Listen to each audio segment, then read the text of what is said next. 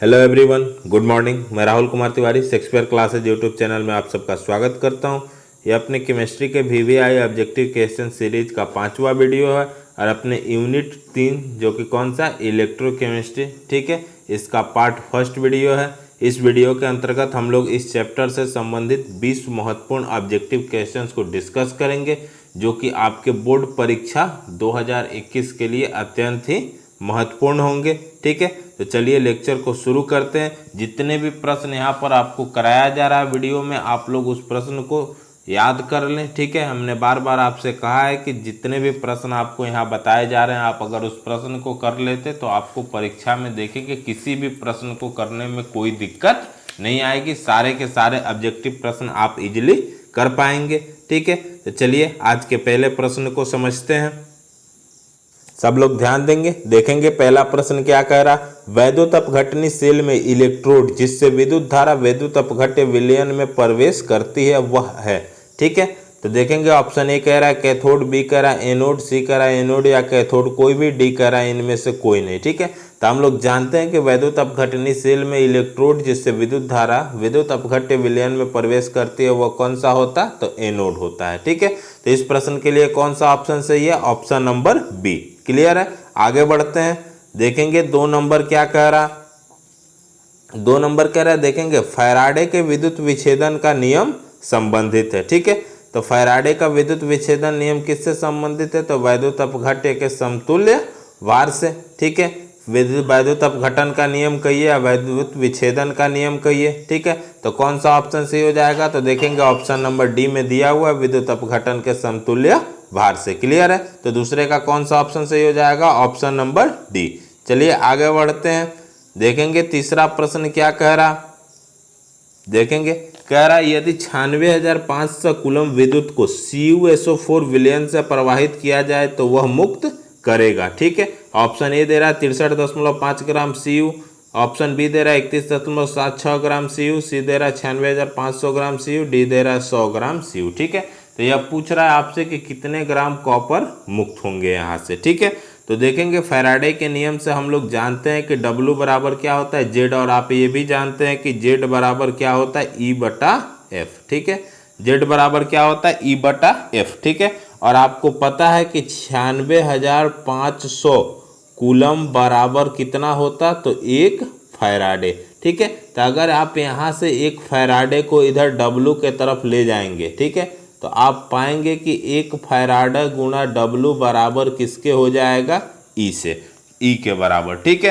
तो यहाँ पर हम क्या कह सकते हैं कि 1 फैराडे द्वारा 1 फैराडे विद्युत अगर हम प्रवाहित कर रहे हैं तो मुक्त धातु की मात्रा जो हो जाएगी किसके बराबर हो जाएगी, तुल्यांकी भार के बराबर, ठीक है। तो यहाँ तक क्लियर है। तो अब यहाँ देखेंगे प्रश्न के अनुसार पूछ रहा है कि कॉपर की कितनी मात्रा विस्थापित होगी। तो यहाँ पर अगर हम कॉपर का तुल्यांकी भार निकाल दें, क्योंकि यहाँ पर दिख रहा है विद्युत कितना प्रवाहित किया जा रहा है, 1 फैराडे 96,500 कूलम, ठीक है। तो कॉपर का हम तुल्यांकी भार अगर हम निकाल दें यहाँ पर, ठीक है, तो कॉपर का तुल्यांकी भार निकालेंगे इसमें, तो हम देख रहे हैं कितना हो जाएगा। आप देखेंगे क्या हो जाएगा, कॉपर का तुल्यांकी भार जब हम निकालेंगे यहाँ पर, तो देखेंगे इस CuSO4 विलयन में ये टूटेगा किस रूप में, Cu+2 के रूप में, ठीक है। तो कॉपर का परमाणु द्रव्यमान जो कि कितना होता है 63.5, और ये टूटेगा Cu+2 के रूप में। तो जो आयन की संख्या है उससे हम लोग क्या करते हैं, इसमें भाग देते हैं, तो तुल्यांकी भार निकल जाता है। यहाँ आयन किस रूप में, धन आयन के रूप में, तो जब 2 से हम भाग देंगे तो कितना मिलेगा, 31.76 ग्राम, ठीक है। तो किस ऑप्शन में दिया है, तो देखेंगे ऑप्शन नंबर बी क्या हो जाएगा, इस प्रश्न के लिए सही आंसर होगा, ठीक है। चलिए आगे बढ़ते हैं। देखेंगे 4 नंबर क्या कह रहा। कह रहा अभिक्रिया स्वतः परिवर्तित होती है यदि सेल विभव होता है, ठीक है। तो देखेंगे हमने आपको पढ़ाया था कि कोई भी अभिक्रिया स्वतः कब परिवर्तित होगी, सब सेल विभव का मान क्या आएगा, धनात्मक, ठीक है। तो अभिक्रिया स्वतः परिवर्तित होने के लिए सेल विभव क्या होना चाहिए, धनात्मक। कौन सा ऑप्शन सही हो जाएगा, ऑप्शन नंबर ए, ठीक है। देखेंगे 5 नंबर क्या कह रहा। कह रहा गिब्स ऊर्जा परिवर्तन डेल्टा जी सेल के EMF से किस प्रकार संबंधित है, ठीक है। तो हमने आपको बताया था डेल्टा जी बराबर क्या होता था, तो -NFE सेल, ठीक है। इस तरह से हमने आपको पढ़ाया था, ठीक है। तो देखेंगे कौन सा ऑप्शन सही हो जाएगा, तो देखेंगे ऑप्शन नंबर बी में दिया हुआ है डेल्टा जी बराबर माइनस एन एफ ई, ठीक है। तो इस प्रश्न के लिए कौन सा ऑप्शन सही है, ऑप्शन नंबर बी, ठीक है। चलिए अगले प्रश्न को देखते हैं। छठा नंबर क्या कह रहा, देखेंगे कह रहा वैद्युत अपघटन की क्रिया में कैथोड पर होता है, ठीक है। तो देखेंगे हमें पता है कि वैद्युत अपघटन की क्रिया में एनोड पर ऑक्सीकरण होता है और कैथोड पर अपचयन की क्रिया होती है। तो छठे प्रश्न के लिए कौन सा ऑप्शन सही हो जाएगा, ऑप्शन नंबर बी, ठीक है। देखेंगे सातवें प्रश्न के लिए क्या कह रहा, कह रहा किसका ऑक्सीकरण विभव सबसे अधिक है, ठीक है। ऑप्शन में दे रहा है Zn, बी में दे रहा है Cu, सी में दे रहा है Ag और डी में दे रहा है Mg, ठीक है। तो हमें पता है कि ऑक्सीकरण विभव के बढ़ते, कह रहा है कि सबसे ज़्यादा ऑक्सीकरण विभव, ठीक है। तो सबसे अधिक ऑक्सीकरण विभव पूछ रहा है यहाँ पर। हमने आपको जो चार्ट दिया था वहाँ हमने आपको दिया था, देखेंगे मानक अपचयन विभव के बढ़ते हुए क्रम में। तो बढ़ते हुए क्रम में अपचयन विभव के दिया था, तो आप देख रहे थे ऊपर की तरफ आ रहा था मैग्नीशियम, ठीक है। तो हमने वहाँ पर आपको बताया था कि जो यहाँ पर ऊपर दिख रहा है उसका ऑक्सीकरण विभव सबसे अधिक है और जो सबसे नीचे दिख रहा है उसका ऑक्सीकरण विभव सबसे कम हो जाएगा, ठीक है। अपचयन वाले के ठीक उल्टा, ठीक है। तो यहाँ पर सबसे अधिक ऑक्सीकरण विभव कौन हो जाएगा इन सभी तत्वों में, किसका सबसे अधिक होगा, तो मैग्नीशियम का। तो सातवें प्रश्न का कौन सा ऑप्शन सही है, ऑप्शन नंबर डी, ठीक है। आठवें प्रश्न के तरफ चलते हैं। देखेंगे आठवां प्रश्न क्या कह रहा, एक फैराडे विद्युत कितने कूलॉम के बराबर होता है, ठीक है। तो यहाँ देखेंगे अगर आप ऑप्शन, तो ऑप्शन ए में दे रहा है 96,550, बी दे रहा है 96,500 और हम जानते हैं एक फैराडे विद्युत कितने कूलम के बराबर होता है, तो 96,500 कूलम के बराबर। तो कौन सा ऑप्शन सही हो जाएगा, ऑप्शन नंबर बी, ठीक है। नौवें प्रश्न के तरफ चलते हैं। देखेंगे कह रहा है विद्युत की मात्रा जो AgNO3 विलयन से 108 ग्राम Ag मुक्त करेगा, ठीक है। तो यहाँ पर विद्युत की मात्रा पूछ रहा है। देखेंगे इस विलयन में AgNO3 में Ag टूटेगा किस रूप में, Ag प्लस के रूप में, और ये टूटेगा NO3 माइनस के रूप में, ठीक है। और अभी हमने आपको बताया था कि अगर एक फैराडे अगर विद्युत प्रवाहित किया जा रहा है तो जो मुक्त आवेश धातु की मात्रा होगी वो किसके बराबर होगी, उसके तुल्यांकी भार के बराबर, ठीक है। और हम जानते हैं कि Ag का परमाणु द्रव्यमान 108 ग्राम ही होता है और 108 ग्राम Cu के लिए आपसे पूछ ही रहा है। तो यहाँ पर Ag का जब हम तुल्यांकी भार निकालेंगे, ठीक है, तो 108 में हम 1 से भाग देंगे क्योंकि दिख रहा है धनायन की संख्या 1 है, ठीक है। तो कितना मिलेगा, 108 ग्राम ही मिलेगा, ठीक है। तो दिख रहा है कि Ag के तुल्यांकी भार के बराबर ही कब प्राप्त हो रहा है, 108 ग्राम, ठीक है। तो अगर हम उसमें कितनी विद्युत प्रवाहित करें, 1 फैराडे विद्युत प्रवाहित करें, तभी मुक्त धातु की मात्रा, क्योंकि उसके परमाणु द्रव्यमान के बराबर ही आनी चाहिए, 108 ग्राम के लिए पूछ ही रहा है, ठीक है। तो विद्युत की मात्रा यहाँ पर हमें कितनी मिल जाएगी, 1 फैराडे। क्लियर है। चलिए आगे बढ़ते हैं। देखेंगे 10 नंबर क्या कह रहा है गलित NaCl, ठीक है। देखेंगे क्या कह रहा है, गलित NaCl के वैद्युत अपघटन में एनोड पर कौन सी अभिक्रिया होती है, ठीक है। तो गलित NaCl में पूछ रहा है NaCl के वैद्युत अपघटन में, तो हमें पता है कि गलित NaCl के वैद्युत अपघटन में क्या होता है, एनोड पर जो क्लोराइड आयन होते हैं वो क्या करते हैं, ऑक्सीकृत होते हैं, ठीक है। तो 10वें प्रश्न के लिए कौन सा ऑप्शन सही हो जाएगा, ऑप्शन नंबर ए। क्लियर है। चलिए नेक्स्ट क्वेश्चन को देखते हैं। देखेंगे अगला प्रश्न क्या कह रहा है। देखेंगे यहाँ पर एक सेल निरूपण दिया हुआ है और इसमें पूछ रहा है कि ऋणावेशित इलेक्ट्रोड है, ठीक है।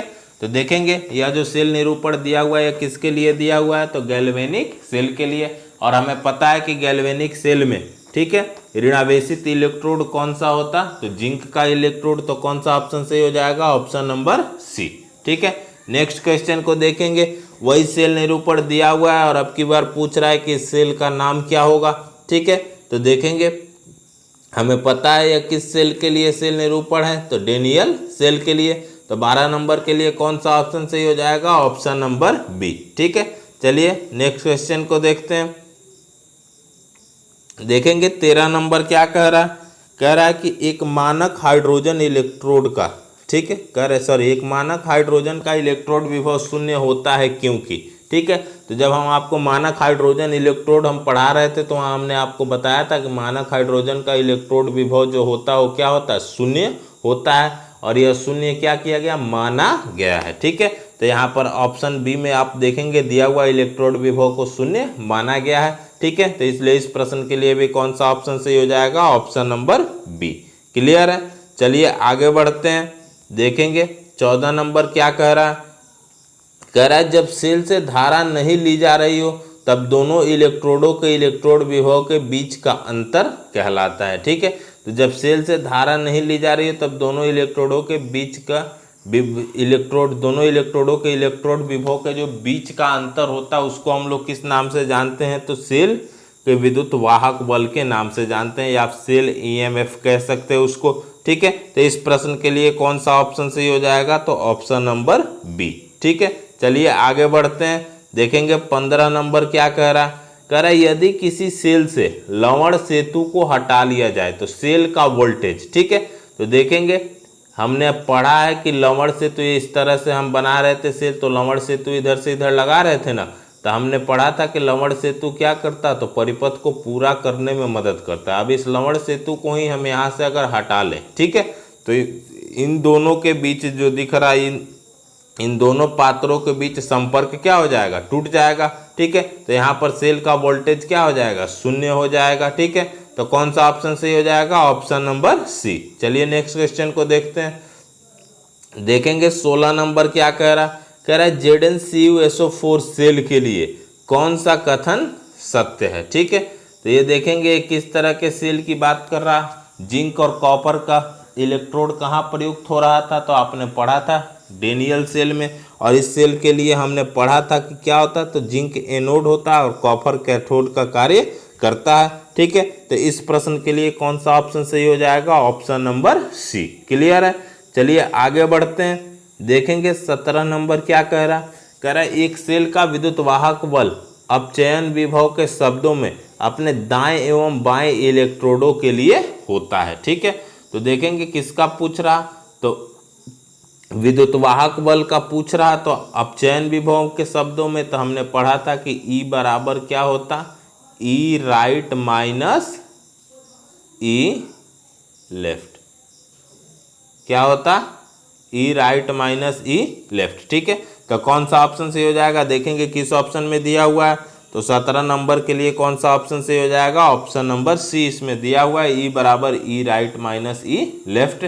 ठीक है, हमने आपको मानक अपचयन विभव के क्रम में बताया था, यानी इन पर इस तरह से आपको लिख के क्या लिखा था, डॉट लगाया था हमने, एक तो गोला जैसा बनाया था। ठीक है, और वहाँ हमने आपको बताया था मानक अपचयन विभव के क्रम में। ठीक है, तो ये कौन सा ऑप्शन सही हो जाएगा यहाँ, ऑप्शन नंबर सी। ठीक है, चलिए 18 नंबर प्रश्न के तरफ चलते हैं। देखेंगे क्या कह रहा वह सेल जिसमें विद्युत ऊर्जा रासायनिक ऊर्जा में परिवर्तित होता है कहलाता है। ठीक है, तो हमने पढ़ा है कि वह सेल जिसमें विद्युत ऊर्जा रासायनिक ऊर्जा में बदलता है उसे हम क्या कहते हैं, वैद्युत अपघटनी सेल। क्लियर है, चलिए आगे बढ़ते हैं। देखेंगे 19 नंबर क्या कह रहा विद्युत रासायनिक सेल में दोनों अर्ध सेलों का अंतर कहलाता है। ठीक है, तो हमने पढ़ा है कि विद्युत रासायनिक सेल में दोनों अर्ध सेलों का जो अंतर होता है उसको हम लोग किस नाम से जानते हैं, तो सेल विभव के नाम से जानते हैं। ठीक है, यहाँ पर देखेंगे दोनों अर्ध सेलों के विभवों का अंतर पूछता, तो और यहाँ पर देखेंगे विभवों का अंतर किस नाम से जाना जाता, तो सेल विभव के नाम से। ठीक है, यहाँ पर आप लगा लेंगे दोनों अर्ध सेलों के विभवों का अंतर क्या कहलाता, सेल विभव। ठीक है, तो कौन सा ऑप्शन सही हो जाएगा, देखेंगे 10वें प्रश्न के लिए ऑप्शन नंबर बी। ठीक है, अब देखेंगे 20 नंबर प्रश्न के लिए काफ़ी अच्छा प्रश्न है, ध्यान से समझेंगे इसको। कह रहा है अर्ध सेल समीकरणों के मानक इलेक्ट्रोड विभव हैं। ठीक है, यहाँ पर देखेंगे दो अर्ध सेल समीकरण दिया हुआ है, और आप यहाँ पर अगर देखेंगे तो यहाँ पर मानक ऑक्सीकरण विभव का मान दिया हुआ है। ठीक है, इसके लिए मानक ऑक्सीकरण विभव का मान दिया हुआ है प्लस में 0.76 वोल्ट। ठीक है, और यहाँ पर दिया हुआ है इसके लिए क्या दिया हुआ है, देखेंगे प्लस 0.41 वोल्ट। ठीक है, और आपसे पूछ रहा है मानक इलेक्ट्रोड विभव, और आप सूत्र पढ़े अभी पढ़े थोड़ी देर पहले, E बराबर क्या पढ़े, E right minus E left. ठीक है, अभी आपने सूत्र पढ़ा, और ये सूत्र किसके लिए था, तो मानक अपचयन विभव के लिए था ना। तो ऑक्सीकरण विभव में यहाँ मान दिया हुआ है तो जब हम इनको मानक अपचयन विभव के क्रम में बदलेंगे तो ये जो प्लस वाला टर्म है ये क्या हो जाएगा, माइनस में बदल जाएगा। ये आपने पढ़ा है अच्छी तरह से। तो यहाँ पर हो जाएगा -0.76 और यहाँ पर हो जाएगा -0.41 वोल्ट। ठीक है, अब आप इसको क्या करेंगे, सॉल्व करेंगे। ठीक है, तो यहाँ पर देखेंगे राइट यानी कैथोड के जगह पर कौन आएगा, तो कैथोड के जगह पर आपका इसमें देखेंगे क्या देखने वाला, Fe, और एनोड के जगह पर कौन आएगा, जिंक। तो राइट में कैथोड होता तो इधर आप लिखेंगे -0.41। ठीक है, इसको हटा के बनाते, इधर हो जाएगा आपका सूत्र के अनुसार E बराबर क्या हो जाएगा देखेंगे तो ER के जगह पर हो जाएगा -0.41 और इसमें से हमें घटाना है -0.76 को। ठीक है, तो जब हम घटाएंगे तो ये देखेंगे ये तो -0.41 वैसे ही रह जाएगा और ये माइनस मिलके हो जाएंगे प्लस, तो ये हो गया 0.76। ठीक है, और ये इधर माइनस में है 0.41, तो प्लस वाला ज़्यादा है, इसमें से इसको घटाएंगे तो आप देखेंगे प्लस 0.35 वोल्ट आपको मिलेगा। ठीक है, तो इस प्रश्न के लिए कौन सा ऑप्शन सही हो जाएगा, तो ऑप्शन नंबर देखेंगे बी। ठीक है, तो आज के वीडियो को यहीं पर ख़त्म करते हैं। उम्मीद है आपको सभी प्रश्न काफ़ी अच्छी तरह से समझ में आए होंगे। ठीक है, अगर आपको कहीं भी किसी प्रश्न में दिक्कत आ रही हो तो आप कमेंट करके पूछ सकते हैं, आपको ज़रूर रिप्लाई किया जाएगा। Thank you.